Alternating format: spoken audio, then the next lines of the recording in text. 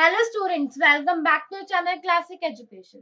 आज हम पढ़ेंगे सीबीएसई क्लास 10th की बुक इंग्लिश की बुक फर्स्ट फ्लाइट का चैप्टर नंबर 3, जिसका नाम है टू स्टोरीज अबाउट फ्लाइंग। इसका पार्ट 1 जिसका नाम था है फर्स्ट फ्लाइट, वो हमारे चैनल पे पहले ही अपलोड हो चुका है, जिसका लिंक मैं नीचे आपको डिस्क्रिप्शन में दे दूंगी। आप उसे वहां से जाकर देख सकते हैं। एंड अब बात करते हैं पार्ट 2, जिसको आज हम पढ़ेंगे, जिसके बारे में एंड उसका नाम है द ब्लैक एरोप्लेन एंड इसके राइटर है फ्रेडरिक फॉर्सिट। और गाइस, अगर आप हमारे चैनल पर फर्स्ट टाइम विजिट कर रहे हैं तो इसे सब्सक्राइब करना ना भूलें और साथ ही साथ बेल आइकन को भी प्रेस करें ताकि आने वाली कोई भी वीडियो आपसे मिस ना हो। और गाइस, इस वीडियो को लाइक एंड शेयर भी जरूर करिएगा। सो बात करते हैं black aeroplane. It was night time when the sky was clear and the stars could be seen twinkling। ये रात का समय होता है, नाइट टाइम होता है, जब स्काई बिल्कुल क्लियर होता है और जो स्टार्स होते हैं वो चमचमाते हैं, ट्विंकलिंग करते हैं। The pilot felt peace in being above a country that had fallen asleep while he was flying over France to England. Pilot को बहुत अच्छा लगता है जब वो जा रहा होता है फ्रांस से इंग्लैंड को। किस लिए जा रहा होता है? वो अपनी फैमिली के साथ हॉलीडे स्पेंड करने जाता है। वो सोचता है कि थोड़े दिन अपनी फैमिली के साथ मैं हॉलीडे स्पेंड कर लूं। It was 1:30 in the morning. ये टाइम हो रहा होता है 1:30 मॉर्निंग में। He was fantasizing about holidaying with his family. और वो बहुत खुश होता है और वो सोचता है कि मैं अपनी फैमिली के साथ हॉलीडे स्पेंड करूंगा। When the aeroplane was in France, जब एरोप्लेन फ्रांस में होता है, the pilot thought of informing the Paris control personnel about its presence and for instructions।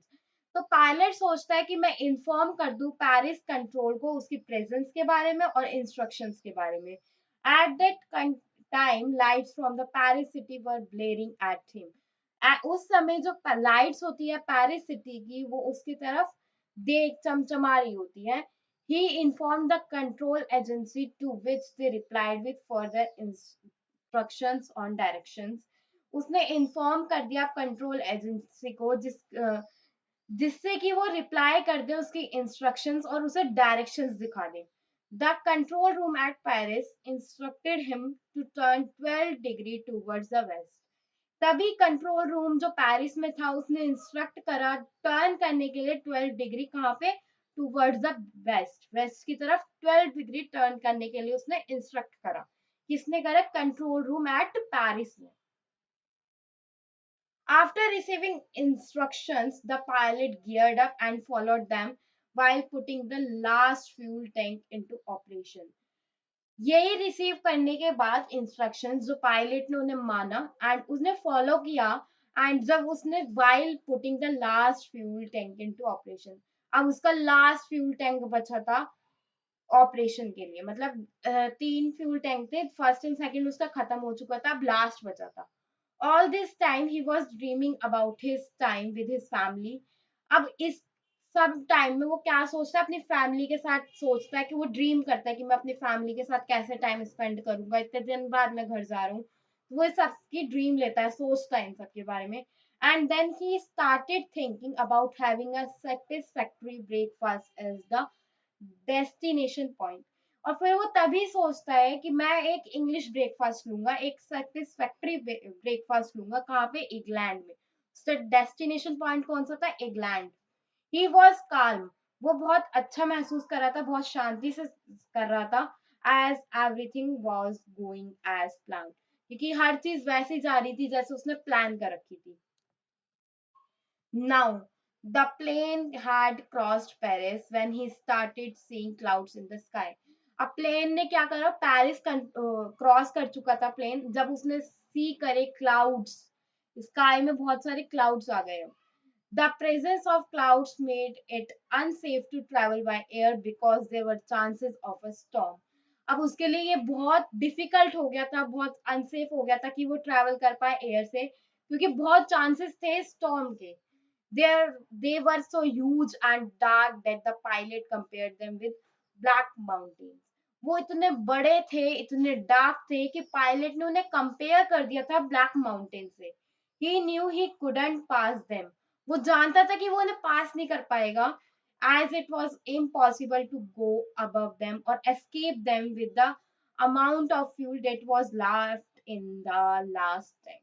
क्योंकि वो जानता था कि ये इम्पॉसिबल है कि मैं तो या तो उनके अबव ऊपर से चला जाऊं या उसमें से बच के निकल जाऊं बाहर, क्योंकि उसके पास फ्यूल ही बहुत थोड़ा सा बचा था। हमने पहले भी पढ़ा कि लास्ट टैंक बचा था अब उसके पास, और उसमें भी थोड़ा सा ही फ्यूल बचा हुआ था। The right decision would have been to fly back to Paris safely. वो सोचता है कि राइट डिसीजन तो यही है कि मैं वापस चला जाऊं Paris safely, but the pilot decision making was clouded by his wish to meet family. लेकिन पायलट ने क्या डिसीजन लिया कि वो कहा जाए, क्लाउड में ही चला जाए अंदर से, क्योंकि उसकी फैमिली से मिलने की उसकी इच्छा बहुत बढ़ चुकी थी अब। He so desperately wanted to be his family and have that English breakfast he had been dreaming of all day. वो कहता है कि उसकी फैमिली से मिलने की इच्छा इतनी बढ़ चुकी थी और इंग्लिश ब्रेकफास्ट लेने की भी इच्छा इतनी बढ़ चुकी थी, जिन्हें वो पूरे दिन तक सोचता रहा। Date it to the risk of not going back. यही रीजन था कि उसने ये रिस्क ले लिया और वो वापस नहीं गया। Thus he headed the plane right into the storm. तभी उसने अपना प्लेन जो है वो स्टॉर्म के अंदर घुसा लिया, वो स्टॉर्म के अंदर एंटर हो गया। It was so dark because of the storm that nothing was visible outside the plane. बहुत सारा ही अंदर काला काला अंधेरा हुआ हुआ था, क्योंकि ये स्टॉर्म की वजह से था कि न कुछ भी विजिबल नहीं था इस प्लेन के बाहर का, सिर्फ काला काला नजर आ रहा था, dark dark. He started losing control of the plane. वो अब उसका जो कंट्रोल था प्लेन पे वो भी वो लूज करता जा रहा था। The compass and other instruments had also stopped working because of the wet weather. जो कंपास थे और दूसरे उसके इंस्ट्रूमेंट्स थे, सबने वर्क करना स्टॉप कर दिया था because of the bad weather. क्योंकि इतना वेदर जो है वो बैड हो चुका था, तो इस वजह से जो उसके कंपास थे और इंस्ट्रूमेंट्स जो उसे हेल्प करते थे प्लेन चलाने में, वो सब उसके क्या स्टॉप हो चुके थे, उन्होंने वर्क करना बंद कर दिया था। He became helpless. अब ना अंदर कोई दिख रहा, तो अब वो किससे हेल्प मांगे, वो हेल्पलेस हो गया था। He tried calling the Paris control agency who had helped him earlier but couldn't connect because of the weather. जिस पेरिस कंट्रोल एजेंसी ने उसकी पहले हेल्प करी थी, वो उन्हें दोबारा कांटेक्ट कर रहा था, लेकिन वो कनेक्ट नहीं हुआ क्योंकि वेदर की वजह से। वेदर इतना बैड हो चुका था कि उसके सारे इंस्ट्रूमेंट्स ना वो पेरिस कंट्रोल से कांटेक्ट कर पा रहा था। In the midst of now when everything failed, he saw a ray of hope when he saw another aeroplane. जब कुछ सब कुछ वो सब कुछ उसका बेकार हो चुका था, सब कुछ, उसने एक रे ऑफ होप देखी जब उसने दूसरा एरोप्लेन देखा। He felt relieved when he saw another pilot's face and willingness to help him escape the storm. वो जब बहुत खुश हो गया, बहुत उसे रिलीफ मिला जब उसने ये देखा कि दूसरे पायलट का फेस देखा और उसकी विलिंगनेस देखी, उसकी इच्छा देखी कि वो उसे हेल्प करना चाहता था और स्टॉर्म से बाहर निकलना चाहता था। He thought to himself that the other pilot is very kind as he knew that they were lost and was trying to help him. वो सोचता है कि अपने आप से सोचता है वो कि जो दूसरा पायलट है बहुत काइंड है, बहुत दयावी है, और ये जो है वो अपने आप को हमें बचाएगा, मुझे हेल्प करेगा वो।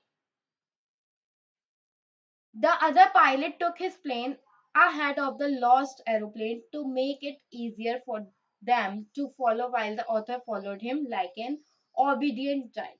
जो दूसरा पायलट था उसने अपना प्लेन क्या करा, जो लॉस्ट प्लेन था यानी कि जो डकोटा था, जो अब पहले जिसका इंस्ट्रूमेंट सारे फेल हो चुके थे, उसने क्या करा, जो दूसरा पायलट था उसने अपना प्लेन उस पहले वाले प्लेन के आगे कर दिया, और ये बहुत इजी हो गया ऑथर के लिए कि वो उसे फॉलो कर सके, किसकी तरह, ओबीडियंट चाइल्ड की तरह। ओबीडियंट चाइल्ड यानी कि आज्ञाकारी शिष्य की तरह।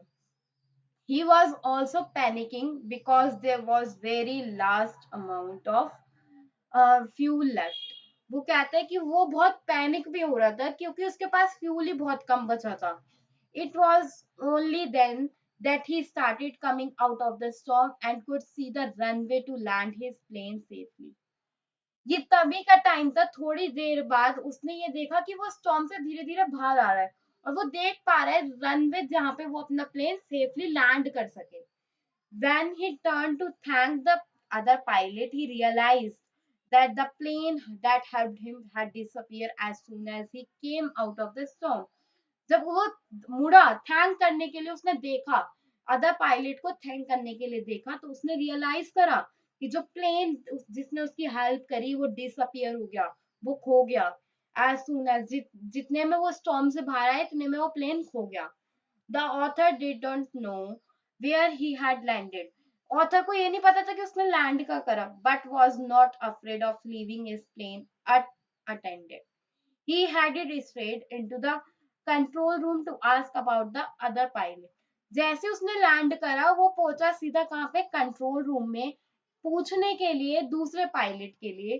To his utmost surprise, the lady informed that there was no other plane in the sky. ये उसके लिए बहुत सरप्राइज की बात होती है. जो लेडी होती है कंट्रोल रूम में, वो उसे बताती है कि कोई भी प्लेन आज रात को स्काई में नहीं उड़ रहा था एक्सेप्ट हिज, उसके प्लेन के अलावा, because of the bad weather, क्योंकि बहुत बैड वेदर था, इस वजह से सिर्फ उसका ही प्लेन उड़ रहा था और किसी का प्लेन नहीं उड़ रहा था स्काई में. He is left astonished with a lot of questions unanswered in his mind. वो वापस आ गया क्योंकि उसके दिमाग में बहुत क्वेश्चन सब घूम रहे थे जो कि अनआंसर थे, किसी ने उनका आंसर नहीं किया था. अब कुछ इंपॉर्टेंट क्वेश्चंस की बात करते हैं जो इस पेपर्स में आते हैं इस चैप्टर में से. Describe the narrator's experience as he flew the aeroplane into the storm. Narrator का क्या एक्सपीरियंस था जब उसने एरोप्लेन को फ्लाई करा था स्टॉर्म में. The narrator was frightened as he lost control of the plane. Narrator बहुत डरा हुआ था क्योंकि हमने पढ़ा प्लेन ने अपना कंट्रोल छोड़ दिया था, लॉस्ट कर चुका था नरेटर, जो प्लेन का कंट्रोल था वो लॉस्ट कर चुका था. ही लेफ्ट हेल्पलेस. वो हेल्पलेस हो गया था क्योंकि कंपास और अदर इंस्ट्रूमेंट्स जो थे उन्होंने सबने स्टॉप कर दिया था वर्किंग करना. Nothing outside the aeroplane was visible. कुछ भी विजिबल नहीं था एरोप्लेन के outside. When suddenly in the midst of nowhere an unknown plane was visible. ये उसके फॉर्चुनेटली एक दूसरा प्लेन विजिबल होता है उसे, और pilot was eager to help him, और जो दूसरा पायलट होता है वो बहुत उत्सुक होता है उसकी हेल्प करने के लिए. The narrator was panicking. Narrator panic होता है because there was very less fuel left, कि बहुत कम फ्यूल बचा होता है. But somehow he managed to escape the storm with the help of strange pilot. लेकिन किसी तरीके से उसने मैनेज करा कि वो स्ट्रेंज पायलट की हेल्प से एस्केप हो जाए, बाहर निकल जाए स्टॉर्म में से. Who he could not thank. लेकिन स्ट्रेंज पायलट को वो थैंक नहीं कर सका, उसका शुक्रिया अदा नहीं कर सका. Next question. What made the women in the control centre look at the narrator strangely. Women ने जो कंट्रोल सेंटर में बैठी थी वो क्या करा उसने, जो उसने नरेटर के साइड स्ट्रेंजली देखा, अजनबी तरीके से देखा. The women in the control centre looked at the narrator strangely when he asked about the other pilot. जब उसने पूछा दूसरे पायलट के लिए that helped him escape the storm, जिसने उसे हेल्प करी थी स्टॉर्म में से बाहर निकलने के लिए. दिस इज बिकॉज, ये इस वजह से था क्योंकि उस रात कोई भी प्लेन नहीं उड़ रहा था सिर्फ डकोटा के छोड़ के, except Dakota. This is because there was no other plane in the sky during such bad weather. How did the author come out safely from the black clouds? कैसे ऑथर जो है सेफली जो है black clouds में से बाहर निकल गया. The author took the risk of flying through the black clouds. ये बहुत बड़ा रिस्क था जो ऑथर ने लिया था कि वो फ्लाइंग कर जाएगा ब्लैक क्लाउड्स में से. क्यों लिया था? क्योंकि वो बहुत उत्सुक था अपने घर जाने के लिए, इंग्लिश ब्रेकफास्ट लेना चाहता था, अपनी फैमिली के साथ कुछ हॉलीडे स्पेंड करना चाहता था. He couldn't see anything. वो कुछ नहीं देख पा रहा था. That the aeroplane jumped and twisted up every now and then. Jumped and twisted का मतलब shaking. जो एरोप्लेन था वो शेक कर रहा था, कभी ऐसे कभी वैसे, उल्टी सीधी तरीके से जो एरोप्लेन शेक कर रहा था. All these instruments had stopped working. सारे इंस्ट्रूमेंट्स जो थे प्लेन के उन्होंने वर्क करना स्टॉप कर दिया, वो वर्क नहीं कर रहे थे. Suddenly he saw another plane. तभी उसने दूसरा प्लेन देखा with no lights on its wing. ये कोई उसकी विंग्स पे कोई लाइट्स नहीं थे. The other pilot gestured him to follow his plane. जो दूसरा पायलट था उसने उसे इशारा करके बोला कि तुम मेरे प्लेन को फॉलो करो and guided him till they landed safely out of the clouds. और उसने कहा कि तुम मेरे को मेरी तरफ एक ओबीडियंट चाइल्ड की तरह मुझे फॉलो करो और जब तक करो जब तक तुम लैंड नहीं हो जाओ सेफली क्लाउड्स में से. Hope you like this video and share this video also. Thank you for watching this video. Subscribe our channel and press the bell icon to get all the notifications. Like and share this video among your friends and colleagues. Thank you.